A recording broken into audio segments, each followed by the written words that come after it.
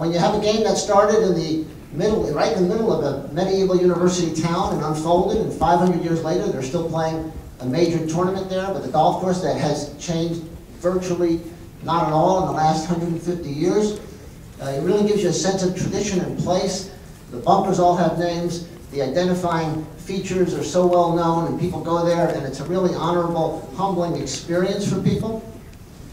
When you get to a classic golf hole, and you watched it on TV and you get a sense of the place, like the 7th at Pebble Beach, I really think it adds a tremendous amount of drama and excitement, and it creates a sense of unique landscape identity. And I think for golf, we have an unusual opportunity. The sports field is the most diverse of all playing fields. The only rule in the book about the golf course is that the hole that you're playing to is 4 1/4 inches across. Everything else varies. It's the most varied sports field in terms of terrain, elevation, playing texture, width, height.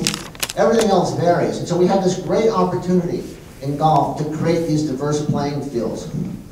So when you're playing or get to see a place like Cypress Point and the fantastic play of the natural dunes and how the shapes that Mackenzie created at Cypress Point emulate the splash of the ocean along the shore, and this unique transformation as you go through the landscape rooms from a cypress wood to dunes to the rocky shore and then back inland. It's an amazing transformation. It's kind of seamless how it happens at Cypress Point. It's very hard to do that. It's very hard at a golf course to go through different landscape rooms and transformations. It's a bit like walking through a really well done garden. If you go to Sissinghurst, for example, in Kent, and you go to the White Garden, and then you go to other gardens, and the transformation, if you think about golf holes, they're almost like garden rooms. And a really well landscaped, thoughtfully created course has that sense of walking through these distinct landscape identities. Go ahead. I think to some extent the Golden Age architects understood that, whether it's Charles Brown McDonald up top, Mackenzie, or Donald Ross at the bottom.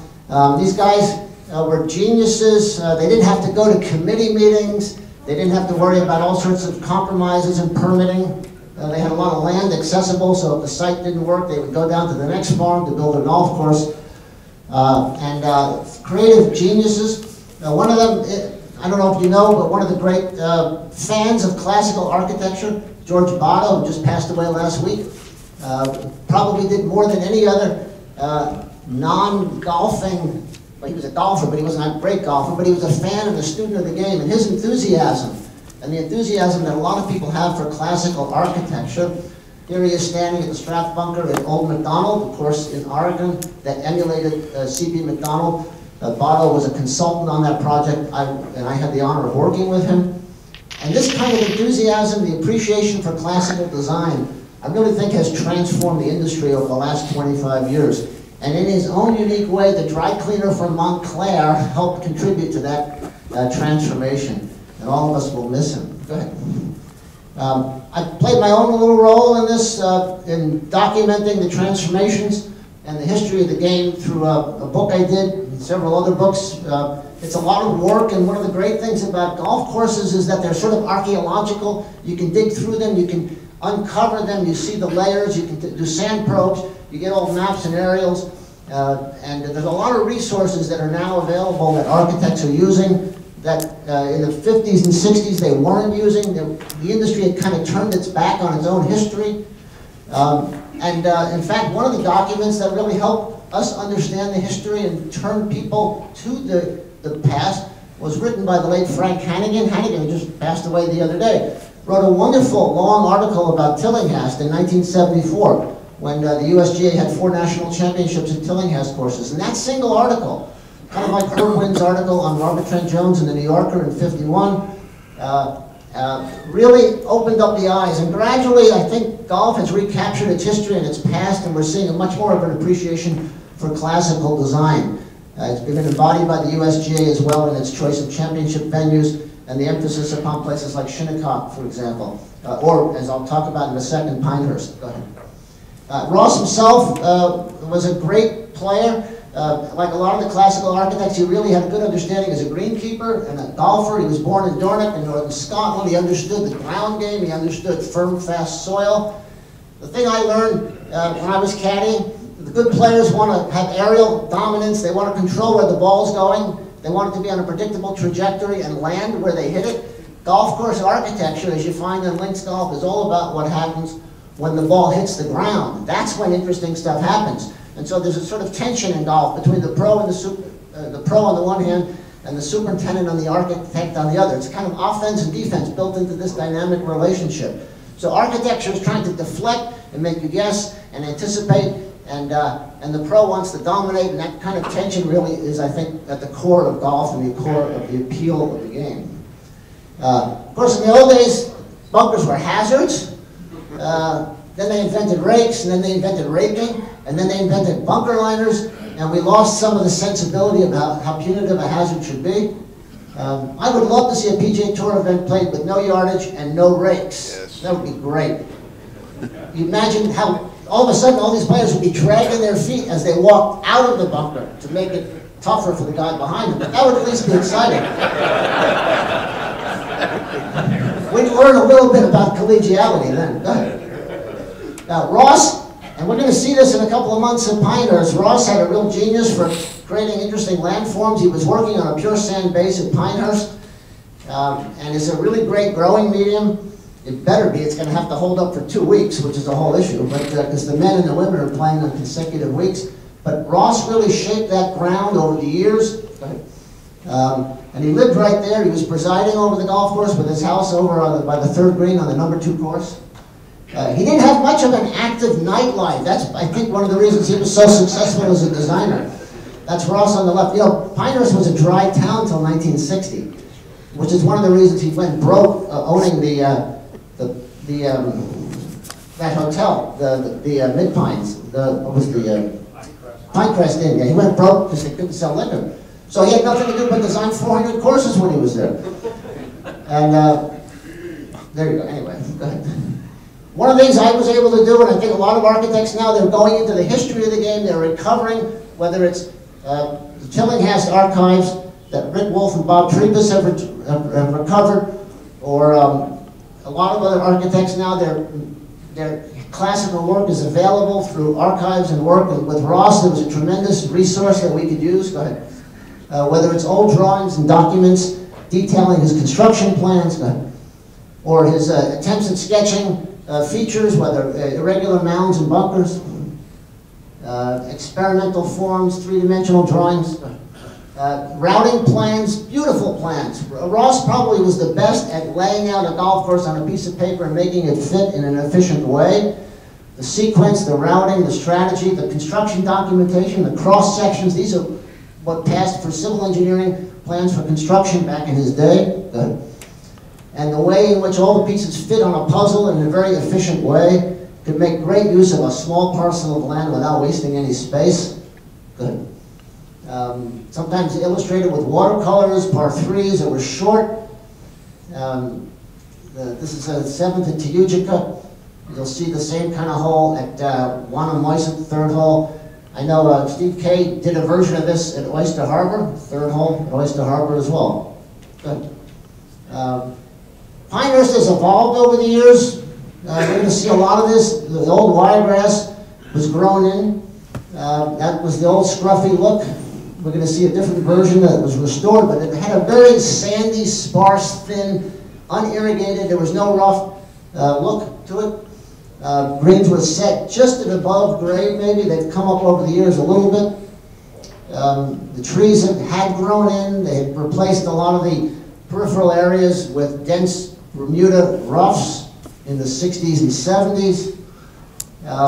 The course had altered as well. This is the 17th hole. And it's very helpful when you're doing any kind of restoration to get these old historic documents so you kind of see the rough scratched out look at the bunkers here on the par 3 17th at Pinehurst #2, and then a photo that I took in 1998, which is the sand had built up, the front left hole location was gone, the green had shrunk, the bunkers got kind of modernized and rendered a little too neat and clean, and that's before the restoration that Core and Crenshaw undertook. Go ahead. And one of the nice things is that architects are taking their time. Ben Crenshaw and Bill Core spent a lot of time over the last few years in the run-up to the restoration that they did in 2012, getting ready to widen and expand Pinehurst number 2, knowing that it would be host to a consecutive opens, as it will be in a couple of months. Restoring the wiregrass, the broken sandy ground, irregular features. Golf at Pinehurst had become kind of a modernized version where you played to fairly narrow fairways and then very punitive Bermuda out in the rough, which was heavily irrigated. They've shut off 2/3 of the irrigation heads. They've stripped out all the Bermuda rough, removed about 35 acres of it, restored the scratched out sandy areas and planted hundreds of thousands of wiregrass plants that are going to take or not and leave you with uneven lies and uncertainty and insecurity. And they've brought back a lot of those native areas. Go ahead. The sort of broken edge to the bunkers that have been brought back at Pinehurst number 2. Again, that look, with this is early in the history of the wiregrass, takes a long time to establish. We found out when you restore native plants, it takes a long time. One of the difficulties of restoring them is that while they can be efficient in terms of resources, golfers get very impatient, and there's a lot of education required to get people accustomed to that scruffy, irregular, broken-edged look. Some people think it looks like weeds or garbage or junk, and others of us think it's absolutely beautiful and has a natural palette of wildflowers and plants that evolved through the years. So there's a lot of education and aesthetic politics involved in that transformation. And bless the folks at Pinehurst that are resort trying to fill those rooms year-round for adopting a look that has that rather than the lush, green, heavily irrigated look that had been the case in the 70s and 80s. Go ahead. So that, that's 13th hole in 1998. And then the same angle, go ahead. Scratched out, and finally, how it's going to play for the Open. Go ahead. Skip this one. The other thing that's changed in golf, besides the history and appreciation of the past, agronomic conditioning. I sometimes think people forget how much progress has been made in conditioning golf courses. I always love going back to the data at the USGA green section when they were doing a prototype stimp meter in 1977. Back then, when Augusta National, you can't quite see it, was Bermuda grass and putting at a speedy 8-foot. Oakmont, always the fastest in the country, was 9.8. Wingfoot was 7.5. And right here in New Jersey, the measurements I got, at least from Montani, Mountain Ridge, Plainfield, Ridgewood, really interesting. If you had these speeds at your green, at your course today, you'd be at Staples photostating your resume looking for a job. I wish actually we'd go back to some of these speeds, but the modern grasses don't allow it. It's a very interesting issue, and I know Matt Pringle didn't get into this, he suggested it, but there's a relationship between speed and pace of play. And my sense is, of course, I just have common sense. He's got mathematical formula all over the place. But my bet is you'll see a correlation. Once speeds get above 10, if people are playing by the rules of golf, pace of play slows down by a half hour. But what they do is they just cheat and tap in all their 4-footers and move on. And then they tell the superintendent the greens aren't fast enough, they want them at 12. You can tell that's the case because every time there's a stroke play qualifier, everybody is 5 shots higher and a half hour slower. So, the solution maybe is slow down the course a little bit. Go ahead. There's always an issue. I have a whole presentation which I'm going to spare you, but I'll just hint at right now. In terms of architecture and trees, the way trees have intruded for the most part. They have a place on golf courses on the periphery, behind, but not on the east, not where there's main turf areas. I think we've learned a lot over the years in terms of healthier turf, in terms of tree management, because trees and grass are competing for the same resources in terms of sunlight and air and nutrients. So there's a sort of inherent competition, and gradually we've learned that you're going to have quality turf, you have to make some compromises in the extent of tree coverage. I often think that these memorial tree plants, my view is if you really love someone, donate $100 and have a spruce tree removed in their name.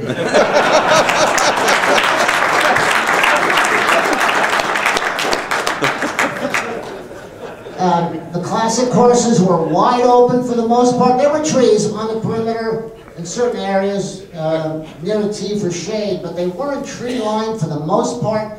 And the species that they had were probably a lot of the American elm, which were an ideal tree because they had a high canopy, you could play under and around them.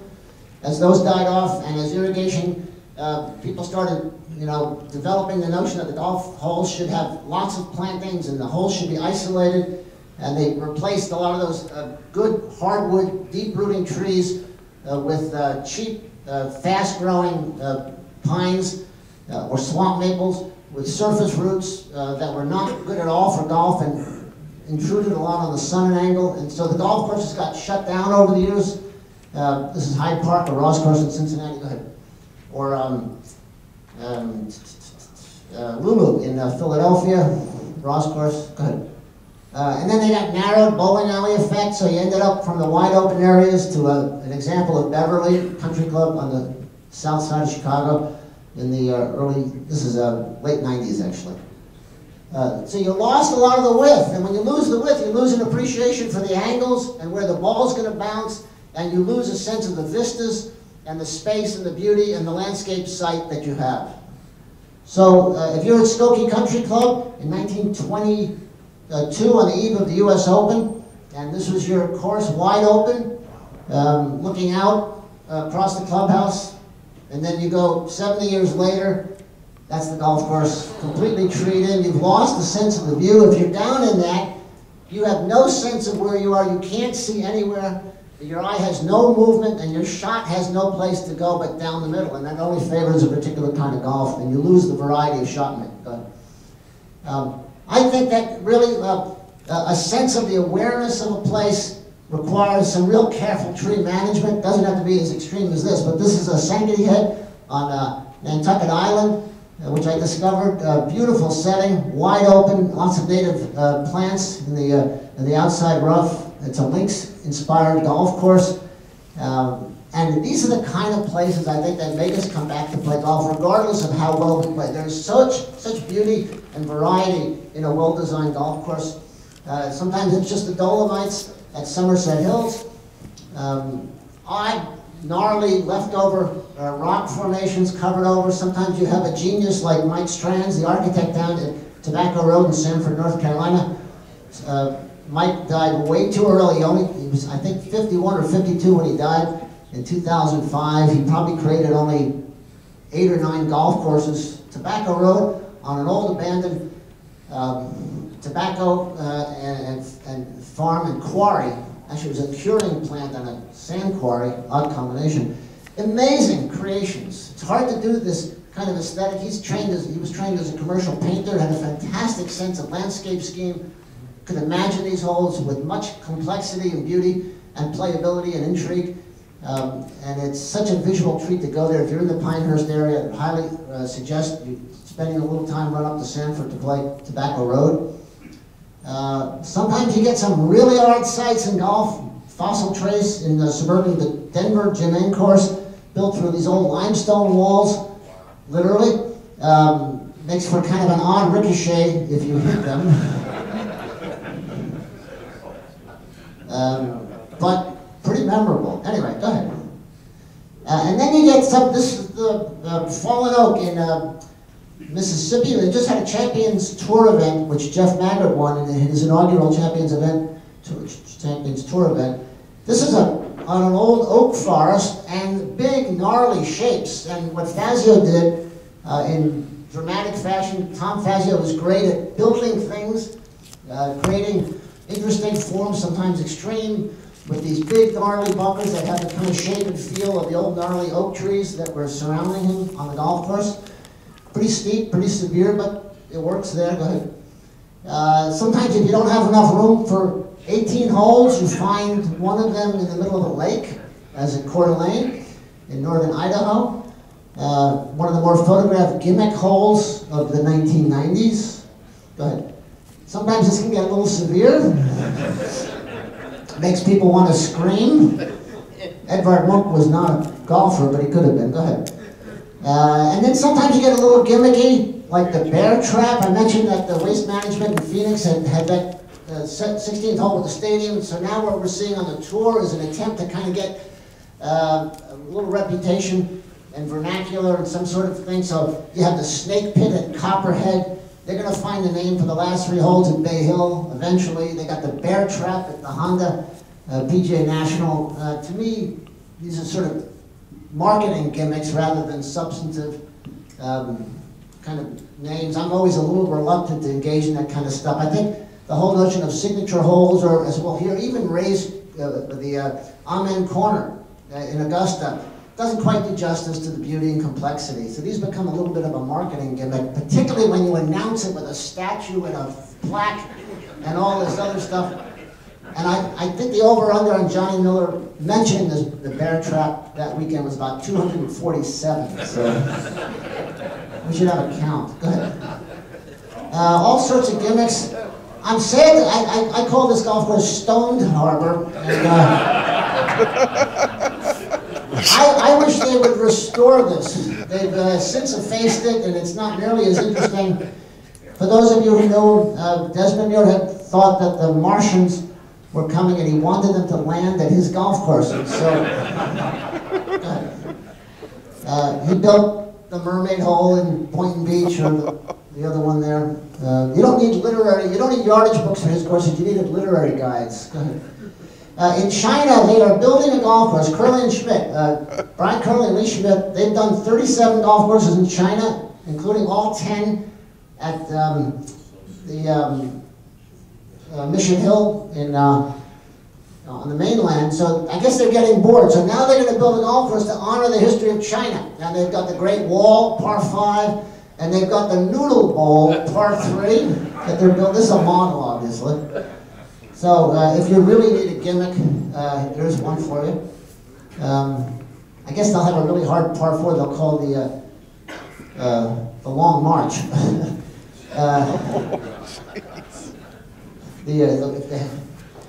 And then, of course, there's real estate. It can be overdone. This is, I like to call this Adams Family National in Orlando.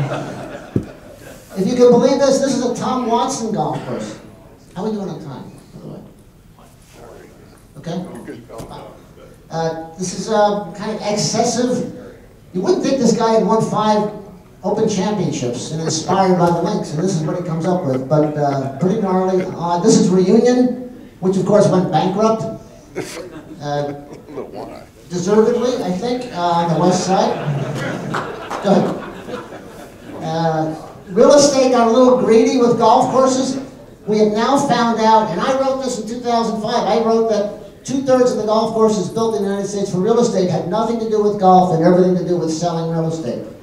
And we've now seen the consequences of that in terms of the overbuilt market, and the fact that it's only about 20% of residents on a golf course are actually members. The others are using it as speculative, or they believe it's a safe investment. It turns out not to be. But you know, when you have a golf course, or what I just showed you, it really ruins the golf experience.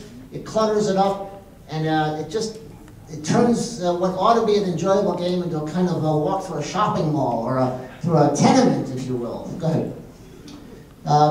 There are a lot of issues in golf that probably need to be addressed. When you have deep bunkers like I showed you on the Fazio course at Fallen Oak, it can lead to slow play. So you got to be a little careful. Sometimes you get a little carried away. Go ahead. The other thing that's very interesting about golf architecture these days, besides the design, is the climate that we're in, and the climate is changing. And I don't really care what your politics are or who you think is to blame, but all the superintendents that I talk to are telling me that what they're seeing is more weather extremes. They're seeing simultaneously golf courses if they get 25 inches of rain a year, it's in more big rain events, and what you have is massive rain events interspersed with longer periods of drought. And that kind of fluctuation is part of climate change. I don't think it's captured by the notion of global warming. I think it's much more complex in terms of very severe strains. We're seeing this with drought in California particularly, but we're also seeing it with very heavy rain events as well as interspersed dry periods. And I think this is going to be a big issue for golf courses in terms of them forcing to adapt not only to energy conservation and to water management, but also in terms of drainage and having to monitor and to accommodate both these kind of demands of both sustained drought as well as heavier rain events. You're seeing a lot of golf courses now being subjected, this is sideways, isn't it? Oh well. I don't know how that happened. You're seeing a lot more courses that are bringing in architects for water management, partly because golf courses are one of the few community assets. This isn't discussed yet, but Mark knows this and everybody knows this, that a golf course is not just about turf, it's also about stormwater management for the community. A lot of them are built in floodplains or in areas where they provide an important community function, and sometimes they are having to dig themselves out of some really severe floods. We're seeing a lot of architects involved now with water management and restoring the capacity of these golf courses as built-up areas around them close off drainage. The water is forced into these low-lying areas. And so golf courses are community resources, but they're also stressed by the environment. So this is an issue that we're seeing, not just about the appreciation of the landform, but its use and role in the community. Go ahead. I happen to think that climate change is God's way of telling us that we have done something wrong.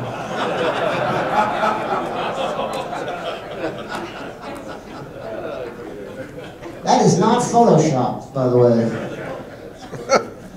That was a photo from Scotland. Go ahead. Isn't that the state bird of New Jersey? As golf courses get stressed and as they find themselves trying to draw and sustain golfers, some of them are resorting to all sorts of tricks to generate revenue.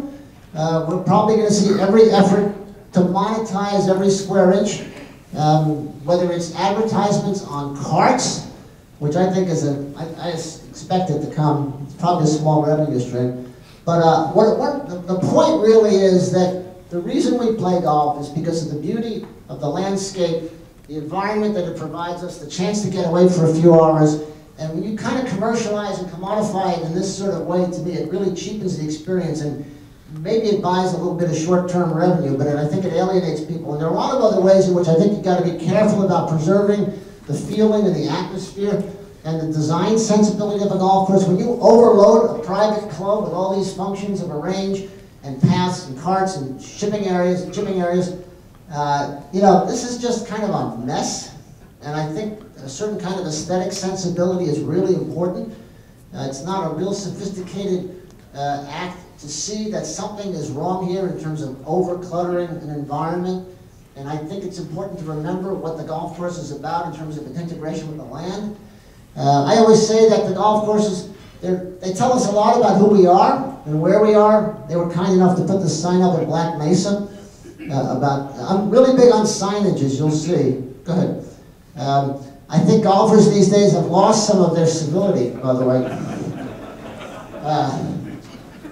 So this sign, which actually is at that fossil trace course that Jim Eng did in the limestone walls of western Denver, par 3, 11th hole, right in front of the children's school. Golfers these days are really tough to manage. We haven't talked very much about that. A lot of them don't even appreciate the golf course. They're too busy on their cell phones or just trying to get through or compete or gamble, and it's sometimes hard to convince them that they have such a beautiful landscape.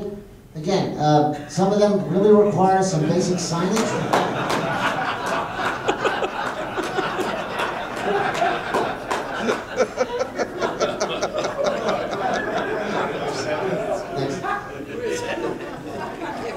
That's, I'm not going to tell you what that's. I'll tell you what this is. I went up to Dartmouth College, Hanover Country Club. I thought, Ivy League, classic golf course, they got a problem with their signage. And if this is your standard par 8 kid, you're in trouble at a golf course. So the point is, golf courses are about an aesthetic sensibility.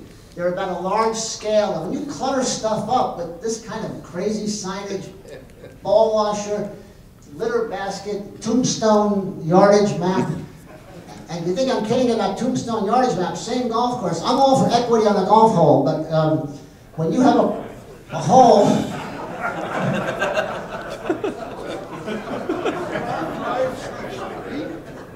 go figure this one out. That's an actual golf hole, par 3, par 5. I'm all for equity, but a little extreme. I think we all know that in some cases golf can lose its priority those of us who are classicists who enjoy design, who enjoy the aspect of walking and the British model or the Scottish model of a simple golf club. A lot of these clubhouses that got carried away in terms of size, particularly private clubs. This is RTJ in Virginia, which every study has shown that it's bankrupting the course. I have a much simpler view of clubhouse design, even simpler than RJ in his previous speech. I'll show you my idea of energy efficiency. Notice the all-natural ventilation here. Very low utility bills, too. I've spent a lot of time. I'm a city kid in New York City. Grew up doing all sorts of things, caddying, driving a cab. I love going out west. And golf out there in the west gives you a particular view of the universe, which I think is really cool. It gives you a lot of room to contemplate. Okay. And it's quite contrary to the big construction model that we saw in the 70s and 80s that ran up enormous bills, multi-zillion dollar construction projects. The paradigm of which was Shadow Creek in Las Vegas, which created out of a dead flat site this oasis, spending back in the late 80s $38 million, planting 21,000 mature trees at $1,000 a piece to create this panorama. My own view of the game is inspired much more by land, by landscape architecture, by use of vernacular that is local objects, and I think one of my heroes in this regard is Pete Dye, who does such a great job at Whistling Straits and at Black Wolf Run, incorporating barns and tanks and a sense of where you are, and a sense of place. And I think Pete is really great at that, and I think he, more than anyone else, understood the American heartland.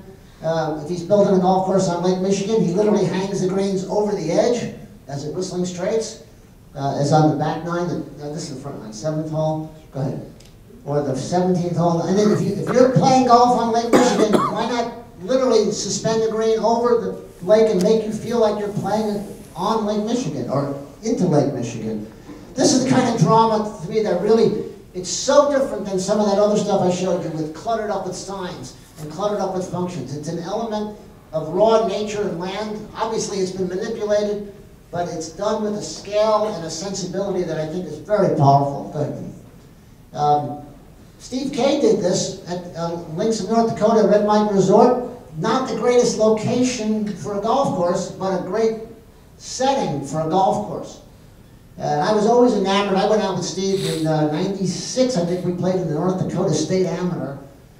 I was a marker. And, but, you know, right there in the middle of the heartland in the western part of North Dakota,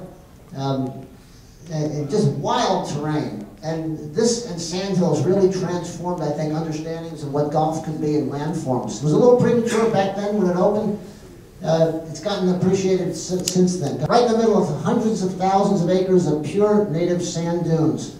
It's ironic that if you want to get pure links land in the United States, you have to go as far away from the ocean as you can get dead center in the country. Sandhills did that in '95 with Cora Crenshaw.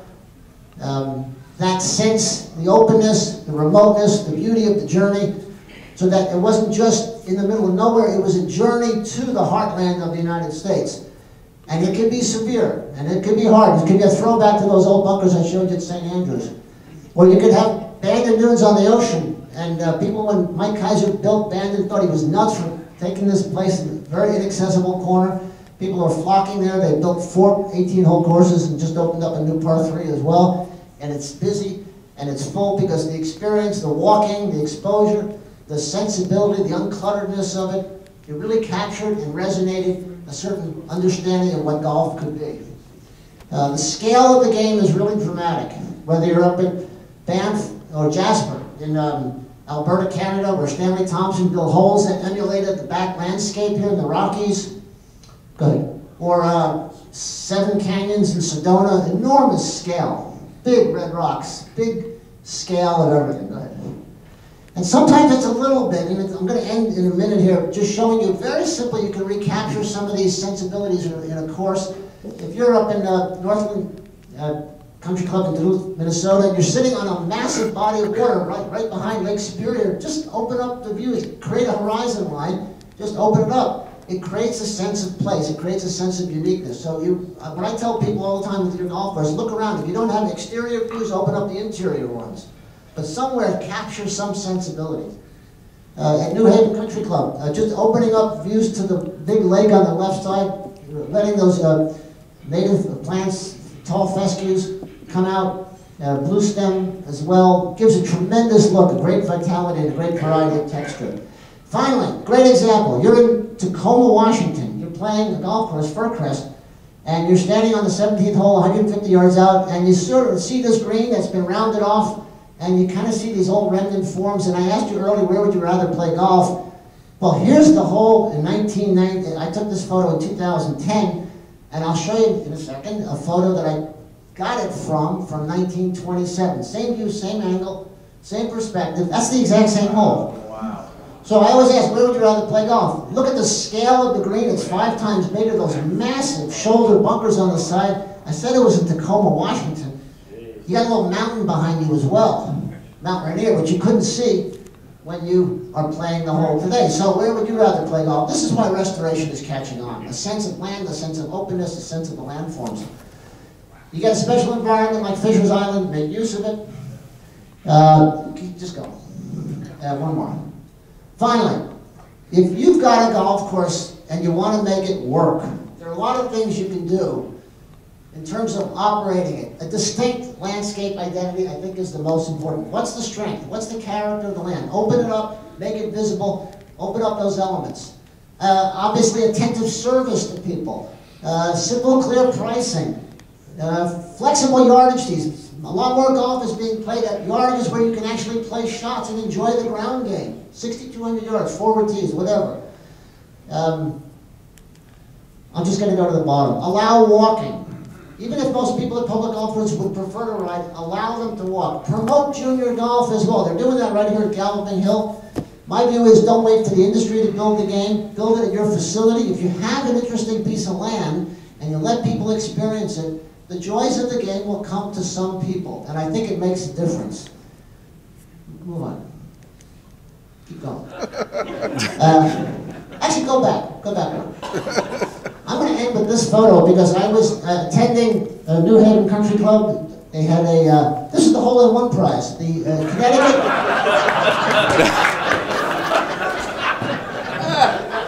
Connecticut State Funeral Directors Annual Meeting.